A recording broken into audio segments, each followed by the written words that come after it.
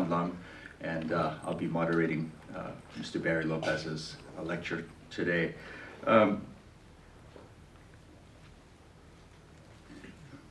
Just one reminder, which I'm asked to, sorry, when I put my glasses on and I take them off, I can't really read anything. But anyway, I mean, I think we all know, please switch off your beeping devices and no videography or flash photography. But really to our,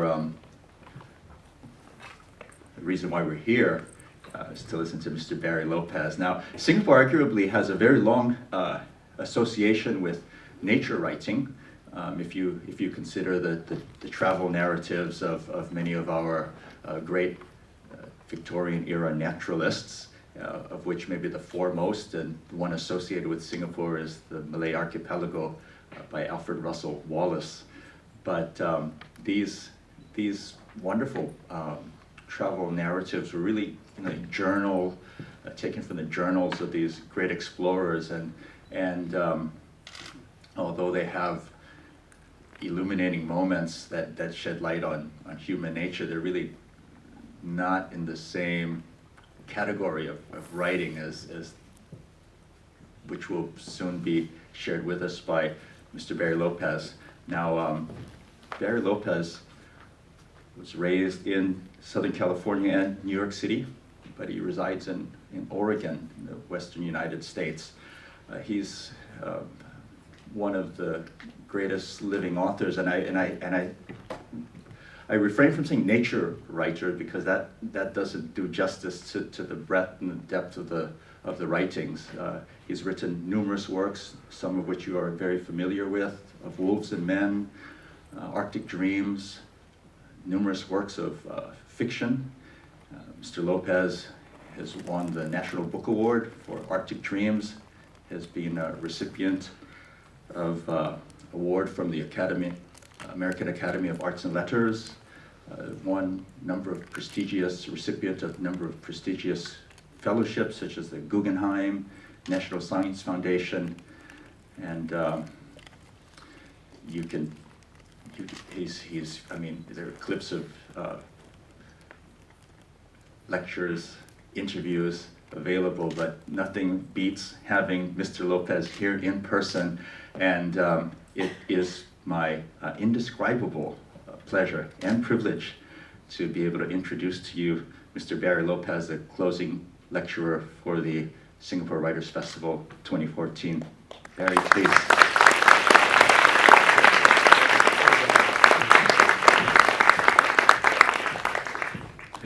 Thank you for coming.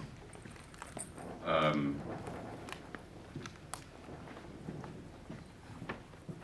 going to be attacked by my water bottle here. I think I might move it. All right. Thank you very much for those kind and generous remarks. If I may, I would like to ask your patience with me for a moment. It's a great honor to stand here before you this morning, a visitor to Singapore, an American writer making a presentation to women and men from other countries, some of them quite different from mine. In Spanish, the word for someone like me is extranjero, an outsider, a stranger, someone not knowledgeable in the local laws and in the local ways. When it comes to composing language for the edification of a reader, perhaps I'm not an outsider, but someone who anguishes with those of you who write over the run of the language across the page, the trend or arc of the narrative, the association of one image with another. But it seems essential to me to remember that all places are not the same, that each place has a self-generated identity, often opaque to the visitor, or unfathomable, however easily it might seem to bear the burden of a reality the visitor unconsciously imposes on it. Once many years ago, please come in and sit. Don't be terrible to be hung up in the corner there. One time many years ago, I attended a conference in Darwin, in the Northern Territory in Australia. Anthropologists who sojourn with hunting and gathering people, with Inuit and Nunavut in Canada, with Hadza people in the Rift Valley in Tanzania, with Pintupi people in Australia, with Yanomami people living north of the Rio Negro and west of the Rio Branco in Venezuela and Brazil, had gathered here to present their ideas on these far-flung peoples, none of whom, one assumes, shared a common epistemology, a way of knowing the world with which all were in general agreement. Each research paper was presented in English, about 40 of them over 2 days, and I happened to listen to every paper. I say the presentations were in English, but this is an approximation. It was Laotian English, Brazilian English, Australian English, American English, Indian English. Some heavy accents to my ear and some impenetrable locutions. And some papers were delivered at breakneck speed, like Cuban Spanish, in order to get one's thoughts out before a moderator cut one off at the 20-minute mark. I remember an Aboriginal woman sitting next to me during a presentation of material one author had assembled having to do with eating off the land in Australia's Simpson Desert. Halfway through his paper, she leaned into me and said with forbearance, "This fella doesn't know anything about bush tucker." I recall this event because it is a reminder of many things, not all of them bad. The effect of all of these anthropologists the effort of all of these anthropologists to understand something about human beings, however off the mark their ideas and summaries might have been, was admirable. The struggle to find a common language, even an imperial one, also laudable. And the effort of many at this meeting to protect the social integrity, the inalienable rights of these marginalized peoples deserved respect, even applause. However, this gathering also revealed how extremely difficult it would be for us to communicate with each other in the event that we, all people, Italians, Costa Ricans, Nigerians, New Zealanders, Chinese, Egyptians, were to face a common threat, which of course is where we are now. For all of us, despite the fact that many national governments proceed as if this were not the case, global climate change, ocean acidification, and geysers of methane rising from melting permafrost in the Arctic are realities humanity must address if we are to prove to actually be more concerned about future generations than we are our own immediate comfort. No guarantees there. So a stranger comes to Singapore, a guest, to speak with writers and readers who've arrived here from many different quarters, socially, economically, nationally, culturally, to speak about literature, and, if I may, of literature's place in the international tsunami that's hurtling toward us across a metaphorical ocean. I do not use the word tsunami casually or hyperbolically. I was in northern Sumatra in Banda Aceh after the Boxing Day tsunami of 2004. I saw the aftermath of that day of devastation. 230,000 people dead in 20 minutes. Many of them carried off into the Indian Ocean, never to be seen again. I'm using the word tsunami metaphorically, of course, and I don't believe anyone associates either the Boxing Day tsunami or the Fukushima tsunami with global climate change. Also, I'm not qualified to be a Cassandra here, someone with esoteric knowledge about impending disaster. All I mean to suggest is that with CO2 levels in the atmosphere going up over 400 parts per million now, and methane surging out of the permafrost in Siberia, with the pH of the world's oceans slipping below 7, it seems unwise, not to say cowardly, not to bring this up. I'm not singling out these issues as if other problems, locally far more terrifying sometimes, did not exist.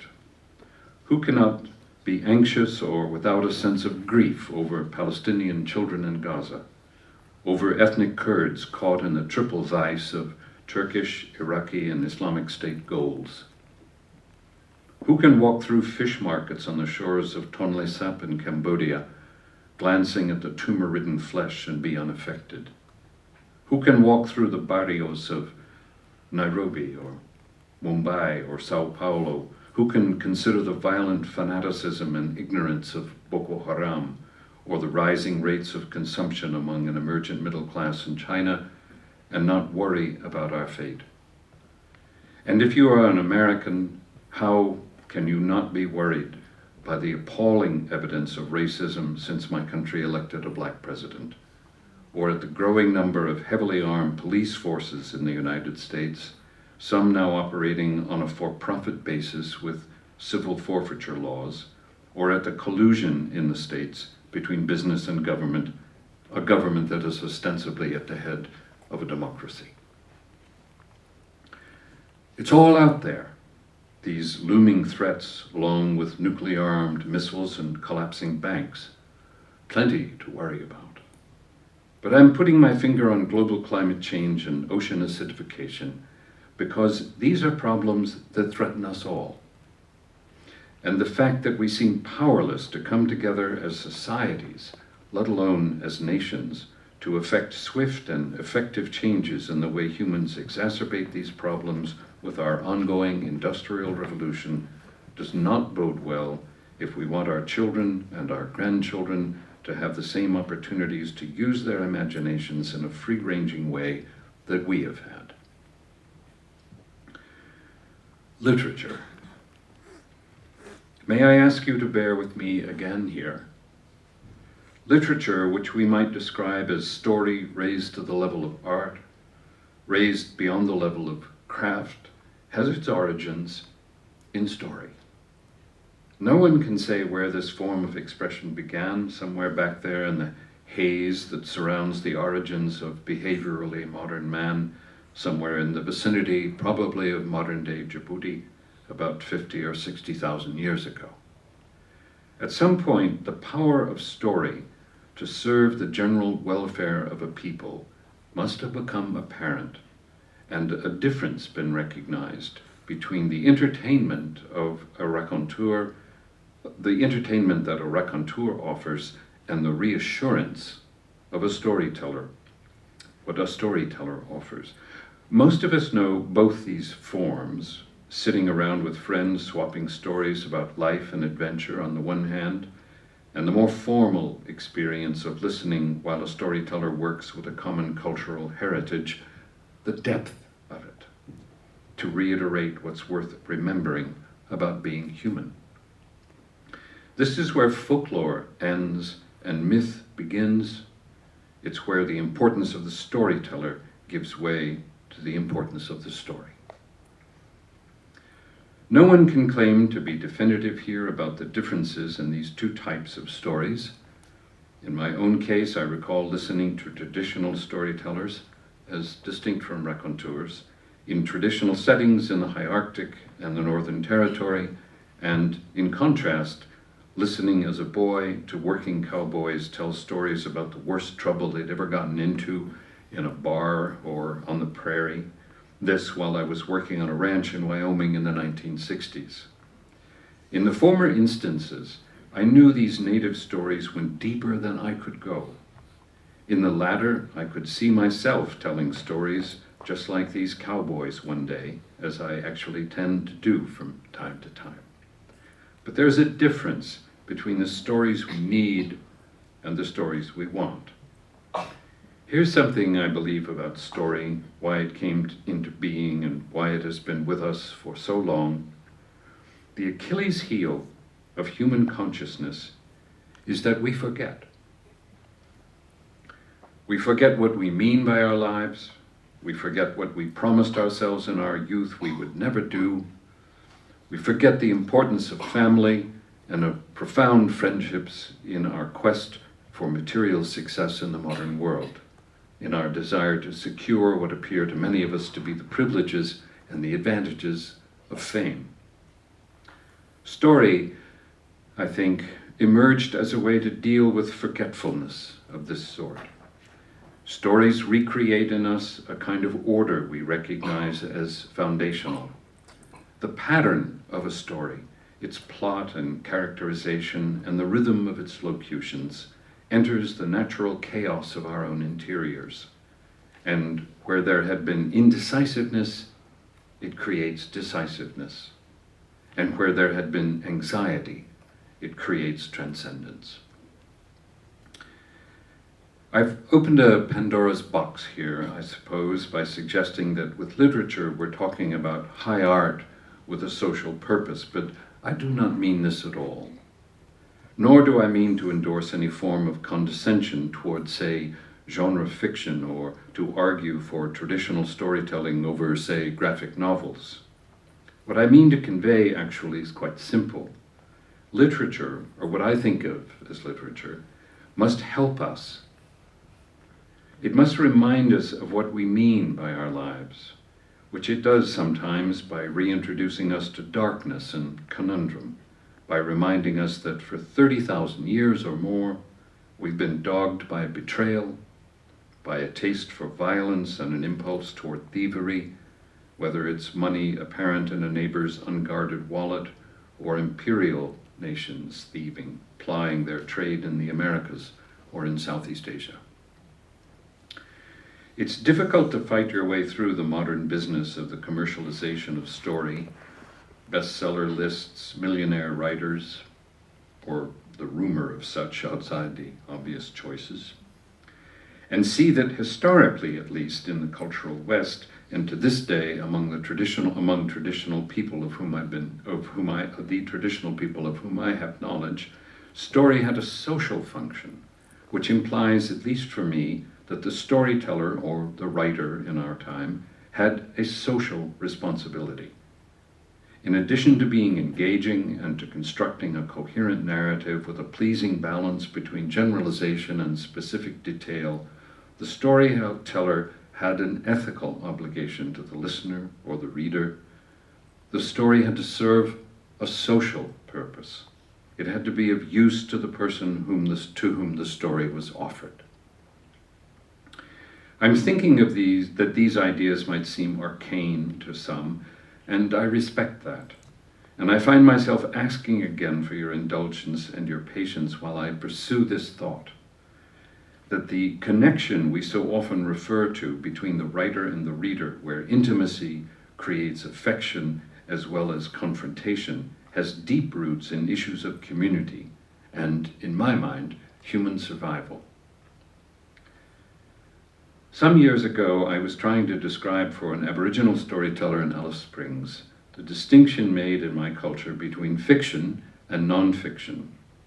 He listened closely and then said that this distinction between what was emotionally true and what was factually true wasn't so important in his culture. When I asked him what sort of comparable distinction might exist in his culture, he said it would be between an authentic story and an inauthentic story. And what would that be? I asked. And he said, an authentic story is about us. And here he made a gesture that included all the people in a public outdoor space in Alice Springs. Black fellas, white fellas, tourists, school children.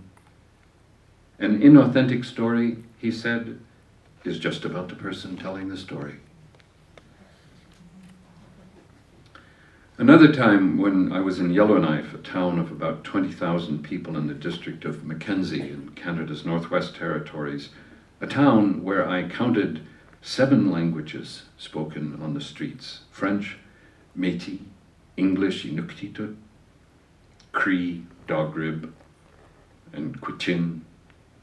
A Métis man said this when I asked him how a storyteller was identified among his people. Who was that person? I asked. And he said, the meaning of story is to help.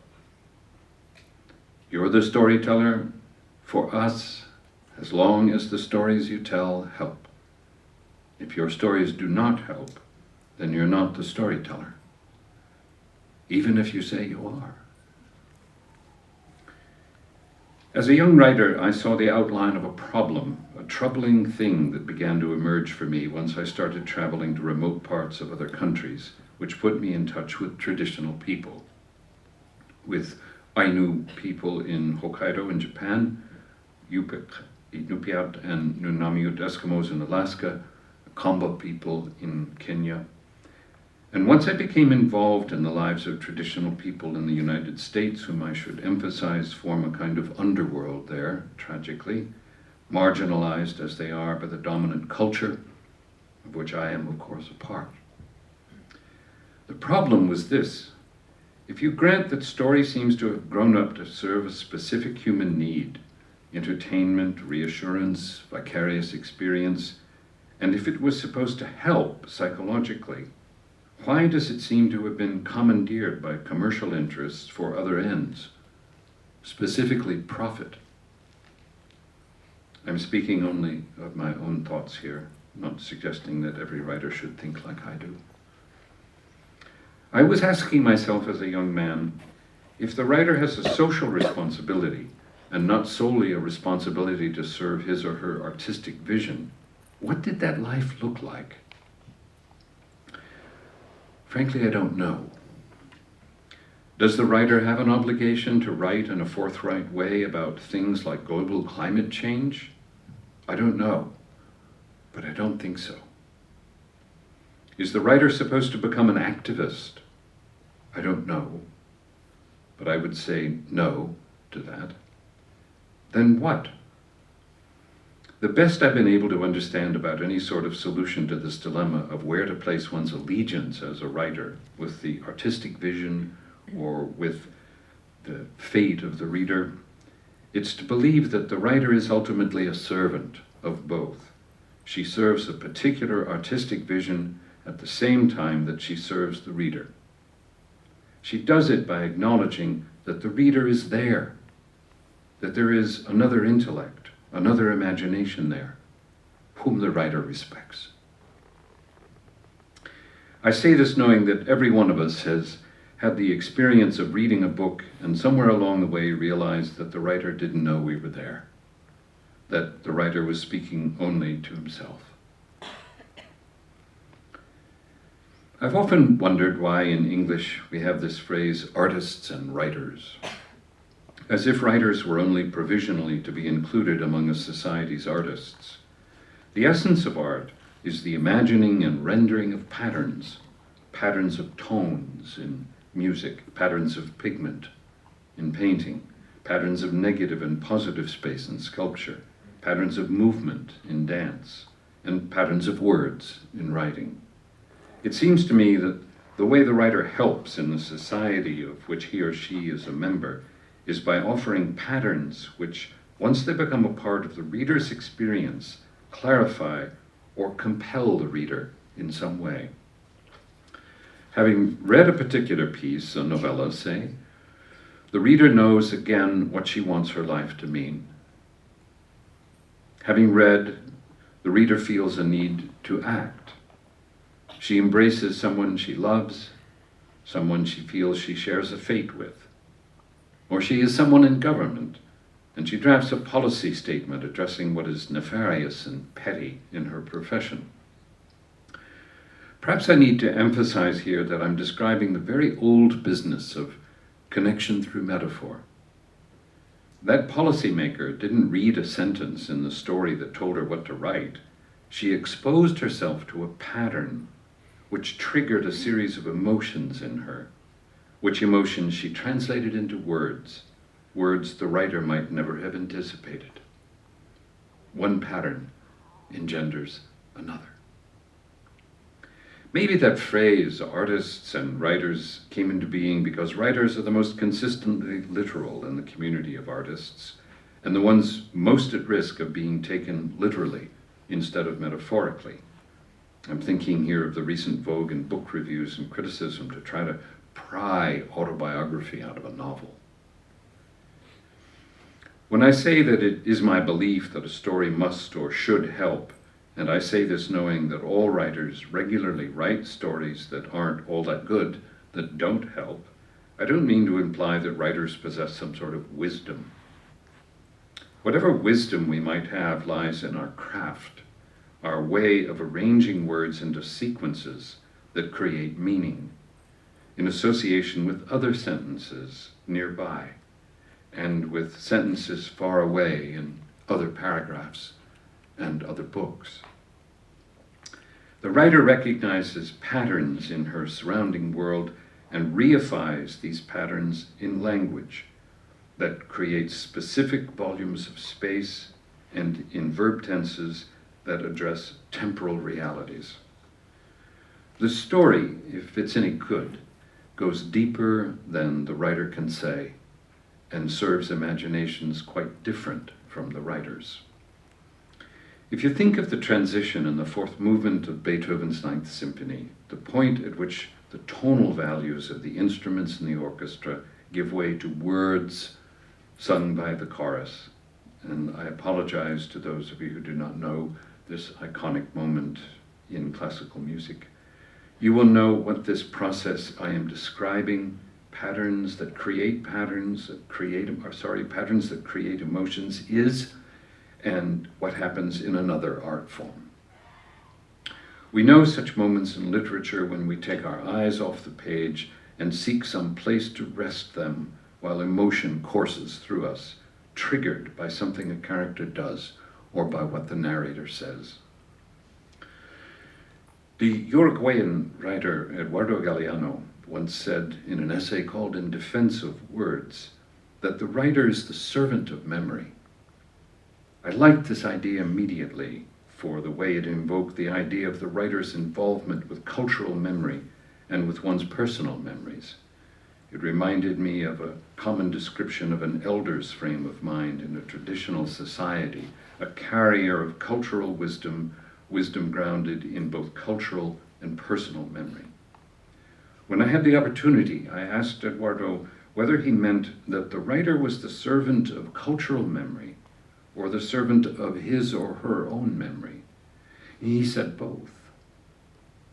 The writer is responsible for remembering, which is to say, not forgetting what happened to his people, and in so doing he serves his people. And he is responsible to his own memory, meaning he does not describe as if they had happened incidents that he never witnessed. If he does, I understood Eduardo to mean he will eventually become the enemy of his own memory, and after a while he will not know what he means as a writer. Each writer, of course, must be left to her own devices, to her own evaluations and interpretations of these ideas. Stories that help, the idea that a writer has a social responsibility. But I want to make a couple of suggestions here and hope in doing so I do not offend anyone's sense of artistic independence and am not heard as someone telling others what to do or to think. With what is before us, really, no one can take that stance. When I was a boy, I wanted to see the world. As it happened, I got to do that. I spent an afternoon once at Point Venus on the island of Tahiti, where for me the first of James Cook's 3 great voyages really begins, with the observation of the planet Venus transiting the face of the sun on June 3rd, 1769. I've wandered through the maze of shops that comprise the Midan and the old part of Fez in Morocco, and stood in the corridors of the Uffizi in Florence. I gazed once into pits in Xi'an that shelter the terracotta soldiers of Qin Shi Huang, the first emperor of China in the late 3rd century BC. I've camped on the polar plateau in Antarctica, and walked into Bamiyan in northern Afghanistan to see the empty niches that once held the husband and wife Buddhas the Taliban destroyed there. And I've searched with others in the stone deserts west of Lake Turkana in Kenya for the fossils of our ancestors. I've dived the reefs of Bonaire and sailed through the Strait of Magellan and took an apartment once in Paris in Montmartre for a while. Why? Because I had a hunger to go and to see, and perhaps I clung to the ludicrous conceit that I could grasp what we were, humans, and know the extremes of our existence, the ovens at Birkenau, the Cro-Magnon paintings at Altamira, the architecture of Machu Picchu, and Angkor Wat and Shroud, the obliteration of Nagasaki. But this knowing is not possible. We are too different from one another, different values, different aspirations, different fears. And yet here we are, devotees of the story. Are we to return to our homes and continue working with no other thought as writers than making something beautiful, even if the story we are telling is of darkness and despair? I think that would be good, actually.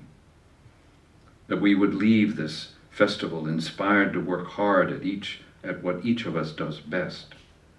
But as a colleague and as a visitor, as an outsider and as someone not steeped in the protocols of international literary festivals, I would like to ask you to permit me to lay out something else. You've heard my preface that I believe we are in an unprecedented situation with global climate change and ocean acidification facing us, and that somehow we must work our way around the scoffing and dawdling and inaction that characterizes the worldwide response of official bodies. And that I believe the seemingly endless state of war that characterizes the Middle East and the volatility of various stock exchanges and the mining of the last major loads of copper and iron ore and the human disturbances of viral ecologies which have given us AIDS and the Ebola epidemic requires us to respond in ways we have not thought of, in ways many might consider unwarranted. I'm not asking anyone to write about these things, but am asking that we respond to this unfolding disaster in the way we know it best as writers, with story, with patterns of words that reify the inchoate forces that threaten us and which undermine the authority of these forces in our lives. Make stories that show respect for the reader's imagination by being told in such a way that there is room for the reader to imagine. I'm talking about maintaining an allegiance to art, and at the same time rediscovering in our tradition this sense of social responsibility that once more clearly defined us. We do not know the answer to the problems that the Kurds will face today while we reflect on literature here in the Gallery Theatre in the National Museum, or the answer to corruption in national governments, or the answer to loss of diversity and illegal logging in Borneo. But we know how to frame the question. We know how to make the intangible tangible. For scholars of Western culture, the scientific revolution in Europe marked, among other things, the rise of the empirical imagination and the beginning of the marginalization of the metaphorical or artistic imagination. Where once people left the theater or reflected on a piece of music with the idea that they had, in some way, been informed about the truth of what it meant to be human, they were now cautioned that only science really could comment with any authority on the truth. The rest was speculation or mere imagination. This divide has increased in many of the world's technologically based cultures to the point where the legal term expert witness generally refers only to someone with a background in the sciences, like gas chromatography or infectious disease, but not to someone whose expertise is in integrity or beauty or betrayal, or any of the dozens of other areas of human behavior that the arts explore. As a result, artists and writers constrained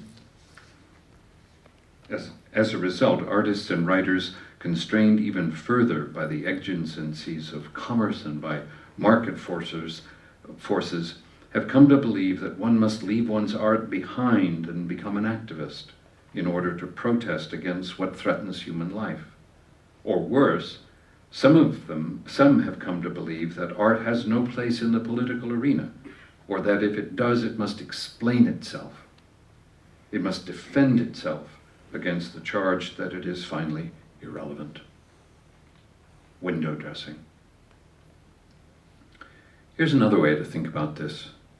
The arts, including the art of writing, do not belong to some sideshow, some side stage when it comes to addressing threats that the size of global climate change.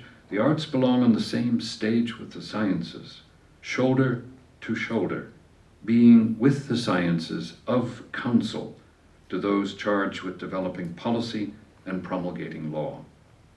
Scientific literacy without metaphorical literacy is the preference of robots.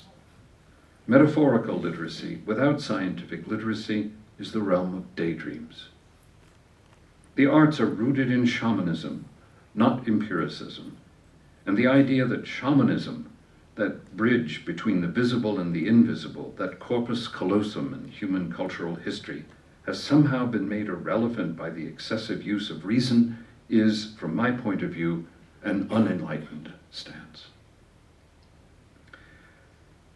I'm asking two things as I come to the end of my remarks. The first is to take care of each other. What we do is crucial to the health of whatever world is coming for us, and in working alone, we are prey to self-doubt. We must, I think, forget to vote when it comes to someone asking who is the best or who is the most important among us, and instead believe in the power of our stories to help. We must find ways to look out after each other. I am reminded here of some lines that Emily Dickinson wrote in a letter in 1860. The world is just a little place, just the red in the sky before the sun rises. So let us keep fast hold of hands, that when the birds begin, none of us be missing. The second thing I want to ask is that you consider the alliances that are possible with other artists as writers, with composers, photographers, filmmakers, choreographers, painters, sculptors, installation artists, glassmakers, metalworkers, in reclaiming the ground we once occupied in our so-called advanced cultures. Let us leave the literary categories and the bookkeeping and the rank ordering to people interested in these things, and for ourselves tell stories with wit and compassion, with a sense of beauty and absurdity, with passion and reserve that help people understand the nature of our dilemma and do not rob them of hope, for some of them are taking care of children.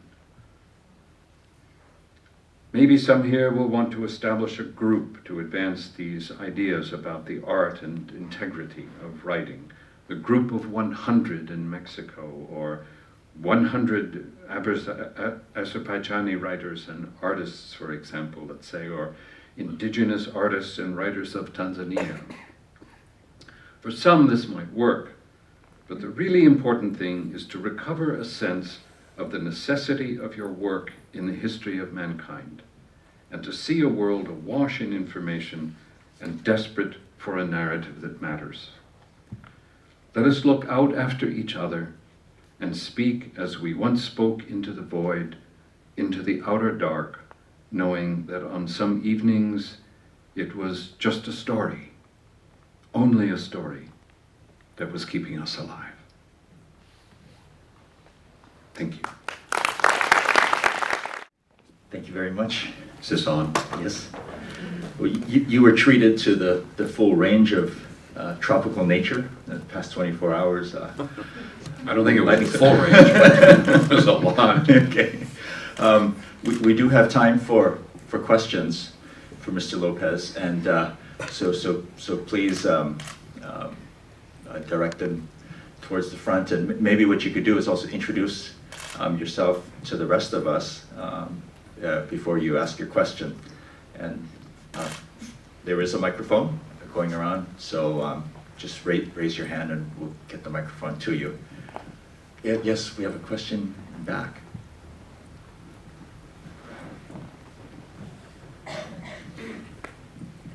Thank you. I very much enjoyed the lecture. My name is Neil. I had a question, and this is, I guess, more of a literary question. It seems to me that much of literature, particularly English literature, is about the tradition, is about making this transition from the country to the city, and all the loss that entails, and the conflict, and particularly the loss of a livelihood and traditions and a lifestyle.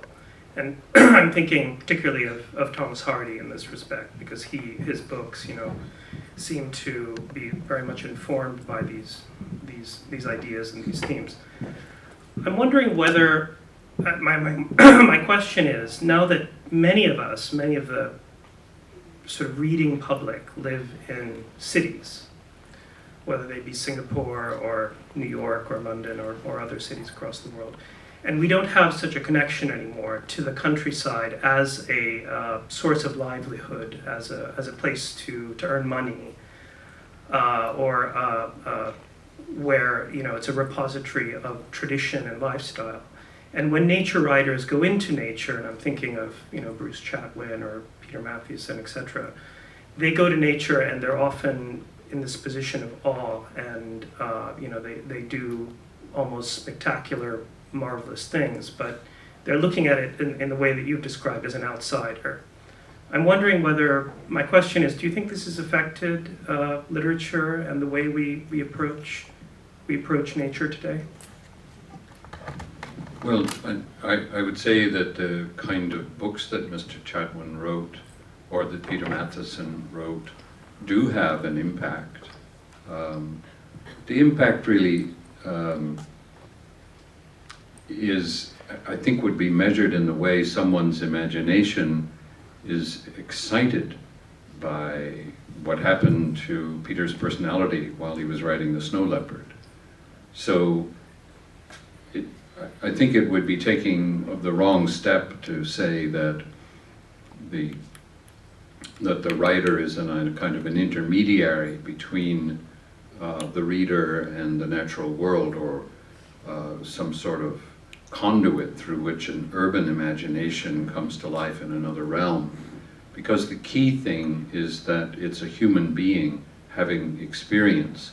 And insofar as the reader feels a need to connect with that experience, then in the terms I've been using, the story would be helpful. I really don't know enough of the history of literature to be able to answer the question that you've posed pointedly. I mean, I've done, I was a photographer for a long time as well as a writer, and then encountered some things which I guess had to do with aesthetics, and I put my cameras down in 1981. But I maintain a very close contact with photographers and painters and dancers and composers, because I feel we are a community together, and that we're struggling to discover what it is that we're supposed to do to make ourselves relevant in cultures as severely compromised as ours is by the quest for material wealth. But I'm not out there comparing. If I'm traveling, I'm doing exactly what I said. I had this hunger as a child to go and to see. I remember that vividly when I was 3 years old. That's what I wanted to do.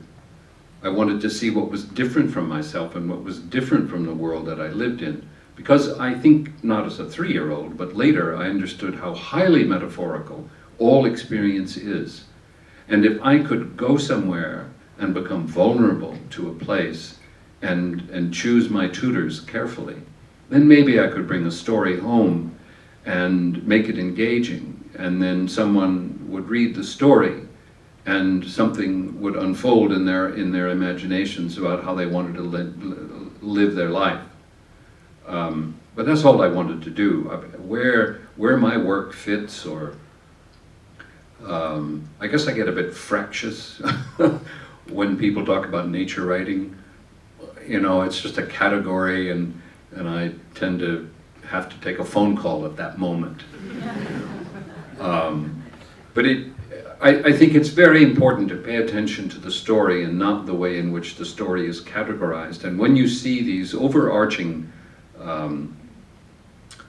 developments in Western culture, the move from the countryside to the city, for example, there are going to be people who write about the urban experience in such a way that somebody like myself who lives in a very rural area in Oregon becomes excited about it and informed about it. Because what's at the heart of it is a human being telling a story about what matters.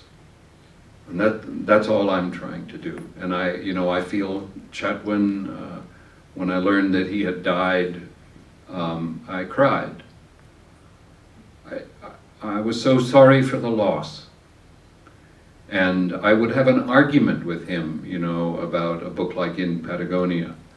And I'd have an argument with him about song lines, because he made up a lot of it. But when he died, I thought, what a loss. That was really the only thought I had. We get trapped in these ways of looking at story that they really work well and are exciting in the classroom. And I respect that. But on the outside, we're all just trying to do something really hard, which is to lead a good life.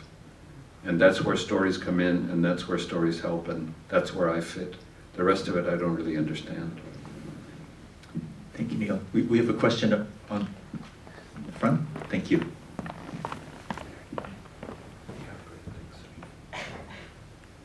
Hello, I'm George Surtees, poet, here as a guest at the festival. Just a very simple question, really. When you talk about stories helping, how are they helping? Who are they helping? And where does the help within the writer come from that may be extended to somebody else who may be just as competent in their own way? Right. Well, you never know whether the story is going to help, and that's why I said sometimes you write a story that's really, you work your butt off, and it's really not worth very much. But sometimes you get it right. I mean, sometimes you have the language, and the ideas that you're dealing with are able to come to the surface in a more complete form because you've got a moment of language every writer knows you go through periods where you just don't have the command of your language that you wish you did. So I think that the primary focus in the creation of a poem or in the creation of an essay is to make something beautiful. And what I mean by that is that nothing unnecessary is present, and everything that is present is necessary. And there is a kind of seamlessness to it. So it defeats being picked apart because it's such a wholeness. That's what I mean about beauty. So to make something like that means to create a pattern, the same way there would be a pattern framed in a photograph of light and darkness and line. And when you make something like that, we all stand in museums in front of paintings that are hundreds of years old and have been seen by literally millions of people. And we do so because we understand that we as individual viewers of that painting can walk away inspired, and the person right next to us can walk away going. And the difference there is that the pattern that's in the poem, or the pattern that's in the story or the painting or whatever it is an arrangement that in my way of thinking about it, enters a person. First of all, you have to be vulnerable to it. If you're going to read everything like this, then you're not going to have any experience of intimacy, and your life will be even drier than it was before you started reading. But if you open up to a story, or you open up to a sculpture or something like that, allow it to enter you, then you can let it go easily. It's not going to harm you. But if it gets inside of you, then the entropic nature of human spiritual life, that it's always in a state of disintegration, art comes in and creates out of that chaos a higher order of integration. And that's why there is such a close and necessary connection between art and spirituality. I'm not talking about religion. I'm talking about the reconstitution of a spiritual interior to such an extent that a person puts down a book or puts down a collection of poems or whatever it is and says, I remember what I wanted my life to mean, and I realized I'd forgotten it until I read this book. And so often you'll say, well, what book was that? And the person will say, oh, I don't remember. Well, who wrote it? I don't know. And that to me is part of the whole thing. And that's why I said that when you come out of the realm of the raconteur, the entertainer, the story about everyday life, a quotidian thing, when you come out of that realm and enter the realm of what I think of as story, the storyteller tends to disappear. It's the story that we need. We do not need the storyteller.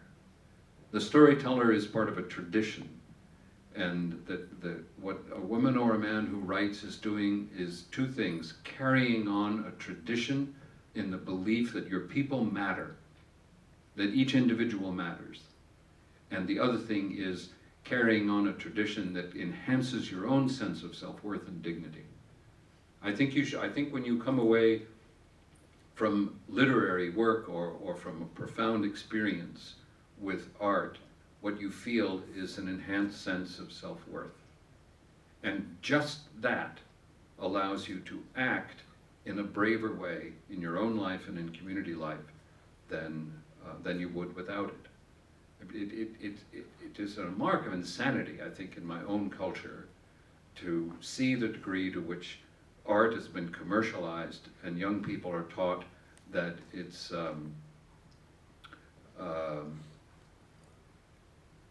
that is just a distraction.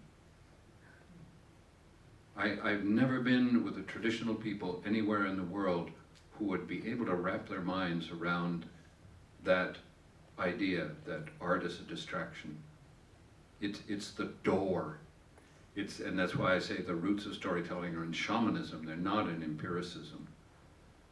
And it really, again, in every culture in which I've experienced it, the practitioner in what we call the arts is a servant.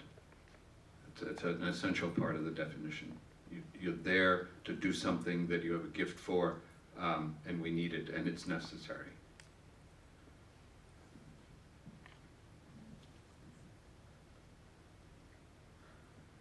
We have a question in the back. Thank you.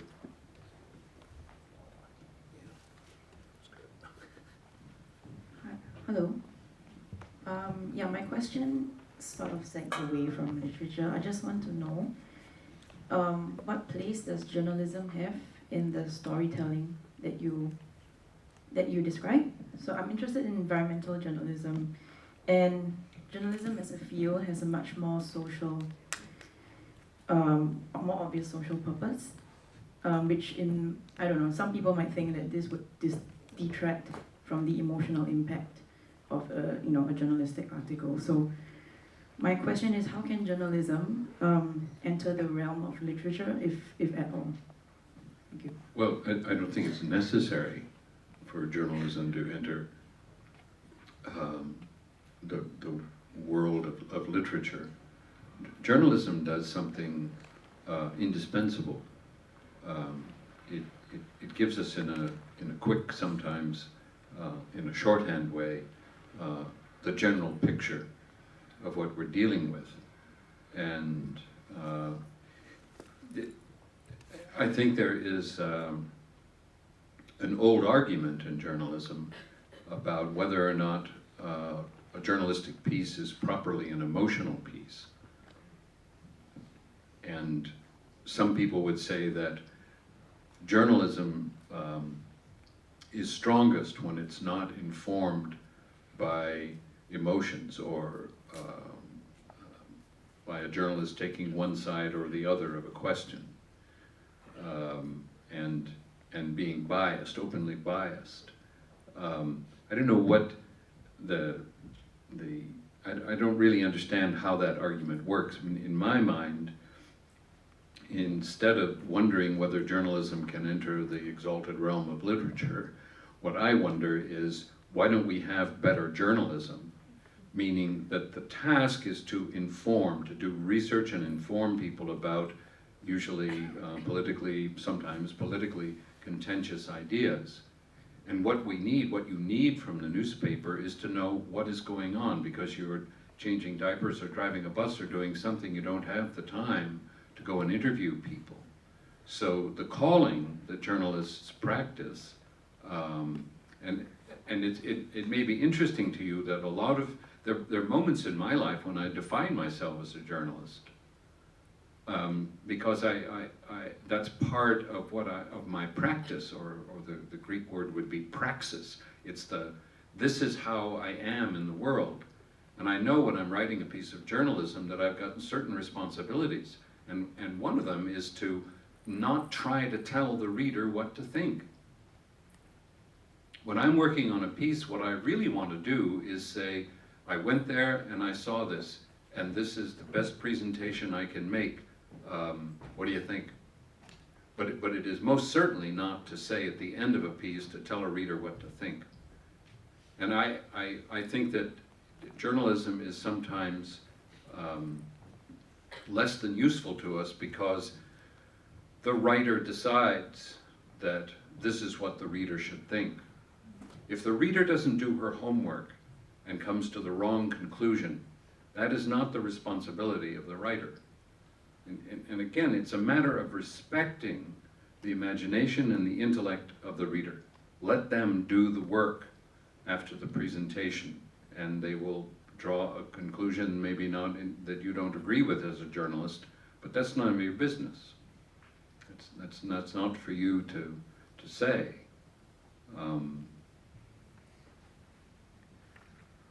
I feel like I'm putting a damper on journalism, but I want to emphasize again that it's a different form of writing.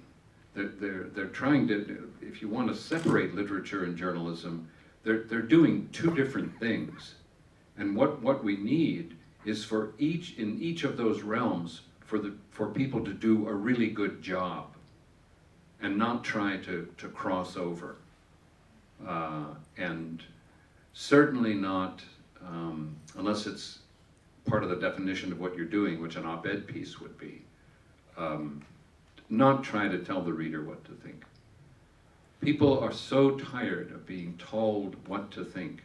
What they would like to know is, what is the material that I need to think about? Can you present that and clarify where government has obscured or obfuscated?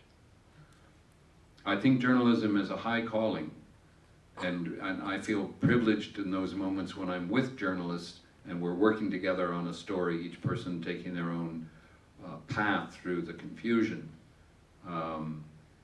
But you should not feel any sense of inadequacy as a journalist because somebody's going to tell you that it's not literary.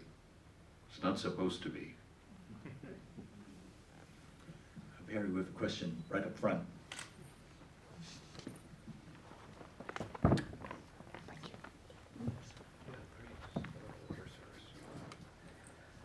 Mr. Lopez, it's to my embarrassment that I've actually not read much of your work before I came here.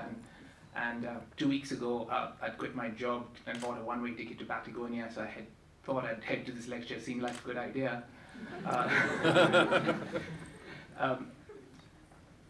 I started to take notes for the first few minutes, and then I realized your words needed my full attention, and at the end of the talk, I had that emotional response that only very good novels have brought out in me before. So thank you very, very much for that lecture.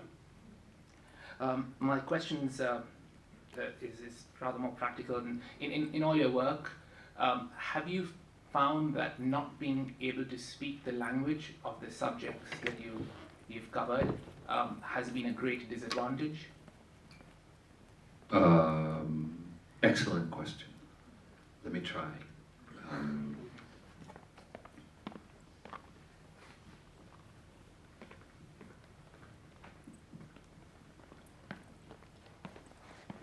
In anthropology,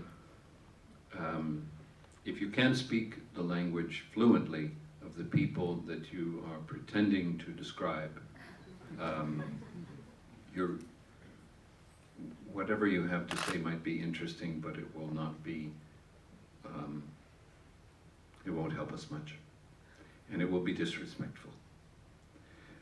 But I'm not an anthropologist, you know, and this might sound like I'm trying to back out of the question, but I'm trying to be very honest with you. I'm not going to sit here and say, you know, that I can speak a language that I can't. My experience has been to immerse myself in a social group and to try to learn it. And the process of learning is either what makes you welcome in the community or unwelcome in the community. If you are traveling with families, hunting, for example, and the children are along, if you never have anything to do with the children, you're not seen as a good human being. If you don't make some effort to eat food that you've never eaten before, or to speak in a language where you have a lot of trouble with the consonants and the vowels, you're not seen as a good person. So what I'm trying to do as a writer is to become intimate with a group of people, and whatever way I can do that, by learning the language or playing with the children or gathering firewood or just being of use, is more important to me than becoming fluent in the language. Because to really become fluent in the language, you'll be there a long time. And that's not the work I've chosen. If I were an anthropologist, I would feel an ethical obligation to learn the language. But as a writer who's there for 2 weeks or 3 weeks or whatever it is, I want to become trusted and invisible.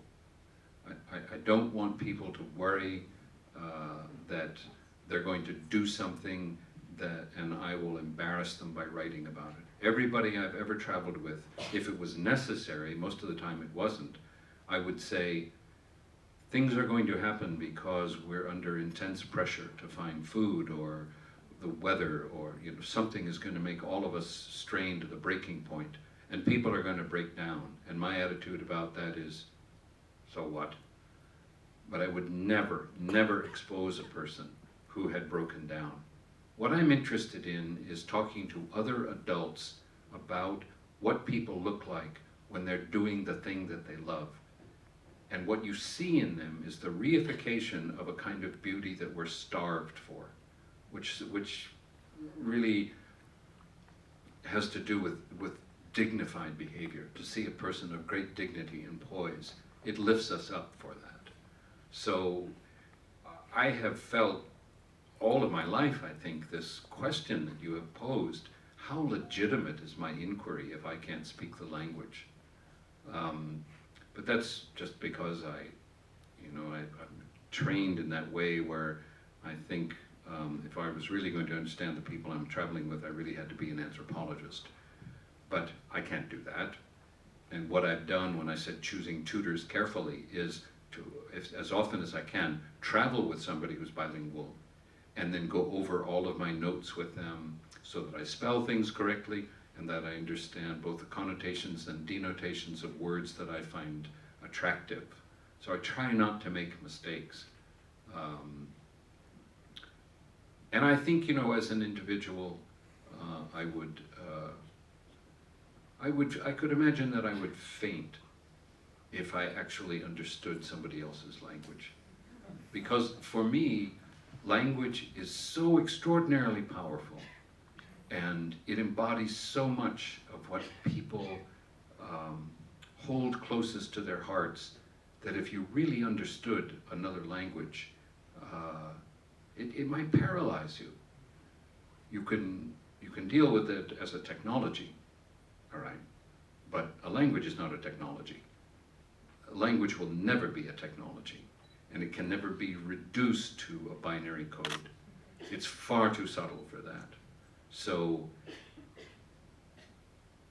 I remember a Clique language, San people have a Clique language, and I felt like I'd gone to heaven when I first heard it, because I thought, how could they be saying the things that are important to all of us with these clicks? It's magic.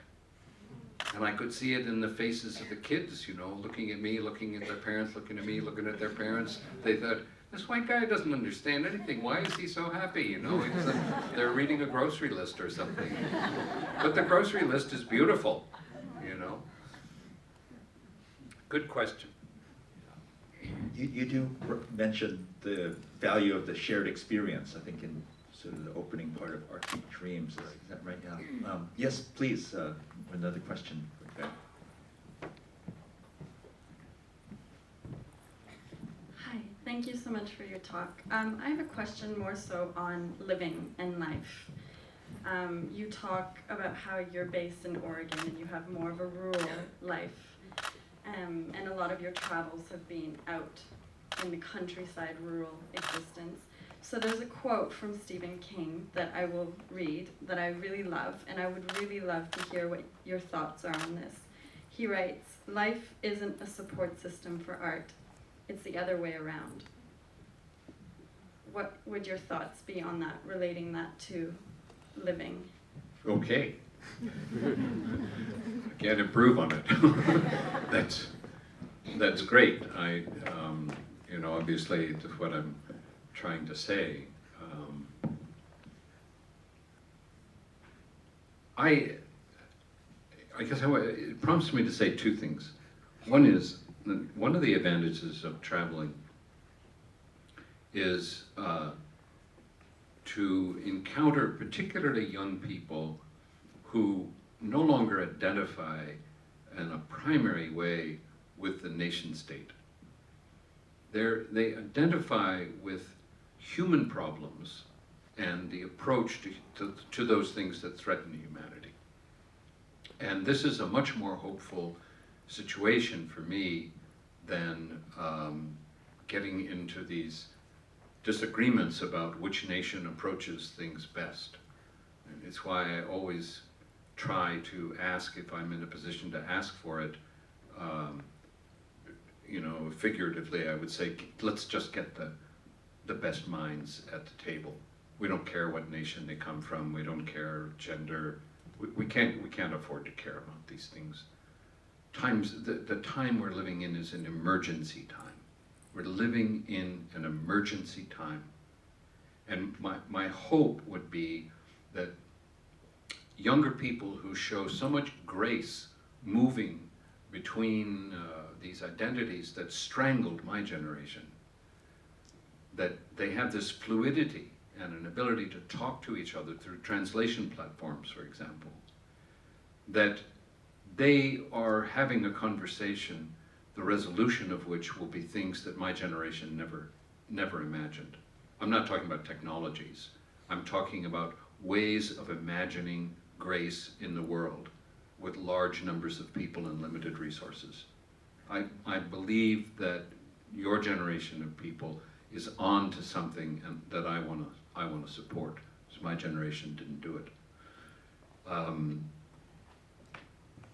And the other thing I would say in connection with this is I want to do all I can to support artists in all of these different countries in this struggle to become relevant again in their own cultures, and to, as I said, to stand shoulder to shoulder with the sciences of council to sitting governments who are trying to make decisions that most of them are too cowardly to make, or they're afraid of being grown-ups, really, is what it comes down to.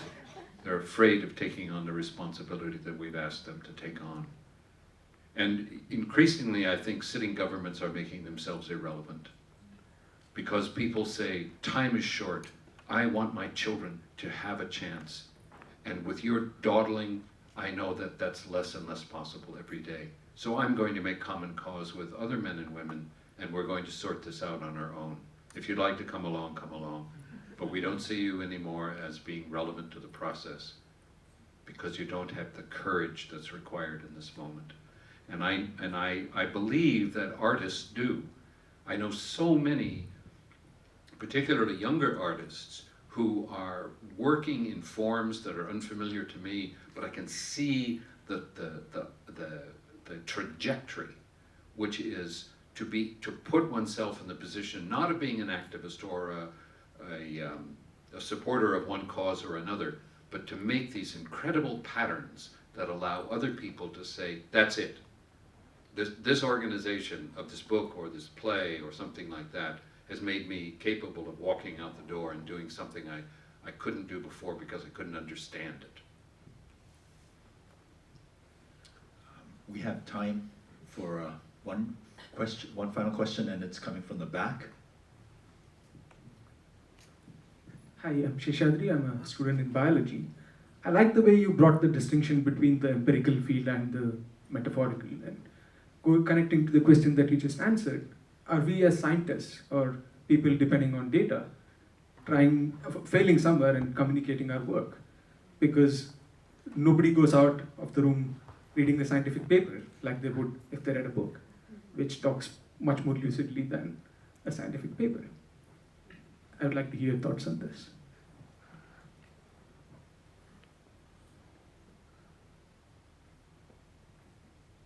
Well, part of what makes me, I travel often with scientists, particularly biologists, and what I admire in them is the willingness to keep going even though few applaud the paper. And by that I mean they know that their attempt to understand complexity is a soul-draining thing. And when scientists are seen as simply robotic processors of data, it's degrading, and it's a misunderstanding of what science does. I think there is as much a misunderstanding of what scientists do as there is a misunderstanding generally in cultures about what it is that artists are supposed to do. And when I say that my hope would be that scientists and artists can stand shoulder to shoulder, it's out of mutual respect and the recognition that the arts have been put in a marginal position in most Western countries, and that from that position they can't do the work that they are supposed to do. But essentially it's a cooperation between scientists and humanists and artists, and the whole idea would be, let's look at what's coming and decide among ourselves what are we going to do and who is going to do that. And I think when I go to universities and I talk to audiences afterward, it's very flattering to have somebody whose background is in the sciences and whose discipline is different from my discipline come up and shake hands and say something nice, and somebody from the Department of Religion and the Department of Anthropology, because that's what I'm trying to do. When I look around in an audience and somebody often at a university will say, "Oh, I had never knew that guy was in linguistics. I didn't know he was interested in this kind of stuff. I'm in chemistry," and I just think, all right, you guys should talk to each other because that conversation is one we're waiting to hear. So we're good. Thank you very much for your patience. For our patience, we could have been here for hours. Although I must say that at 2:30, there is another event, a forum, moderated by Dr. Gayman, which Mr. Lopez will be featuring in, so that's at 2:30.